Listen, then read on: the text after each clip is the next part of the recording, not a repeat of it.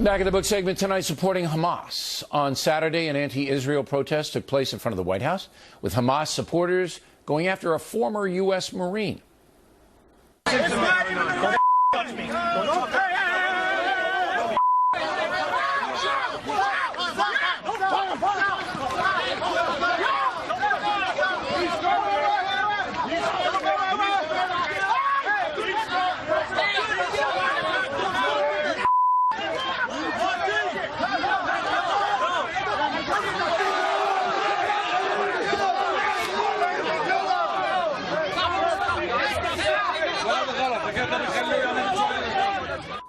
Joining us now from Washington, Charles Krauthammer. Now, some people know this, but not all. You're a psychiatrist as well as a political guy. Here's what I don't understand, and I need you to explain it to me. Hamas is a terror group. Everybody knows it, all right? If you care to be a fair-minded person, you know Hamas is a terror group. Hamas dominates the Palestinian Authority through muscle, all right? They have the guns. Iran gives them the guns, so therefore they have the power in Gaza, West Bank, whatever. Hamas calling the shots. So you have a bevy of Americans who are sympathetic to the Palestinians, but by the same token are supporting Hamas, and then you have tons of them in Europe. What's the mentality behind that? I would draw a sharp distinction between the European sympathizers and demonstrators and the American ones.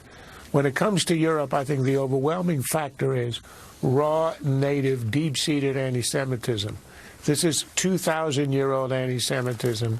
Now, for a while, they discovered that if you put the veneer of anti-Zionism, the cover of anti-Zionism, you can get away with it in respectable society. The veneer and the cover are gone. You've got placards being carried in Germany, of all places. Hitler was right. Chants of Jews to the gas. This is raw anti-Semitism finding a semi-respectable outlet. And you get the foreign ministers of Britain, of France, Germany, and Italy issuing a joint statement denouncing anti-Semitism in their country. In the United States, it is very different. Anti-Semitism is not a major factor here.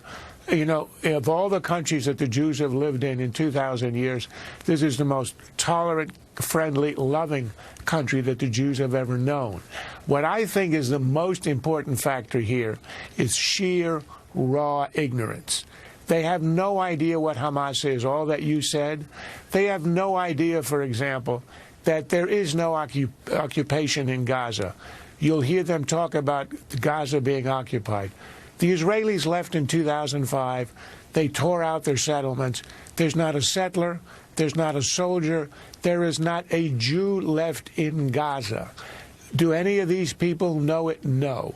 Are they aware that just a few days ago the spokesman for Hamas in Lebanon said on Arabic television that the Jews lust for the killing of children? After all, they have always used the blood of children in their matzahs on Passover. And when he was asked about that again, I think it was yesterday, on a major American network, he refused to retract. This is the oldest blood libel of all. Are they aware of the fact that Hamas's charter calls not just for the destruction of Israel, but for the killing of Jews everywhere in the world?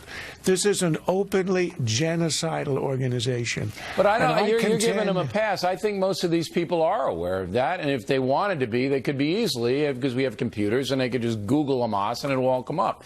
Now, what fuels it, These are not people interested in information or truth. They don't care about the truth because, in your opinion, and I think you're right, they hate Jews.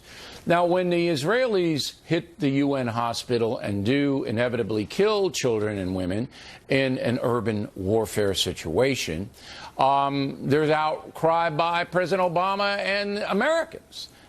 Is that fair? Well, I think one of the reasons that you get this outcry is because Americans are completely unaware of how the news is managed in Gaza.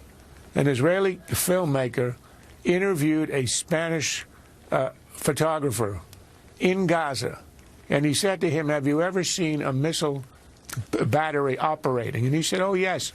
They operated right outside our hotel." And he asked him point blank, "Did you show it?" He said, "Of course not. If I did, they would kill me." Right. Now, when you look at the pictures of Gaza, think about this. Have you ever seen the picture of a Hamas operative? Ever seen a Hamas gunman? Ever seen a missile battery?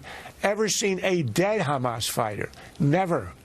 There are hundreds of them. Even the Palestinians admit that. If you take their own numbers, bogus, but even if you take their own numbers, there should be 300 or 400 dead Palestinian terrorists. Have you ever seen one on camera? Never.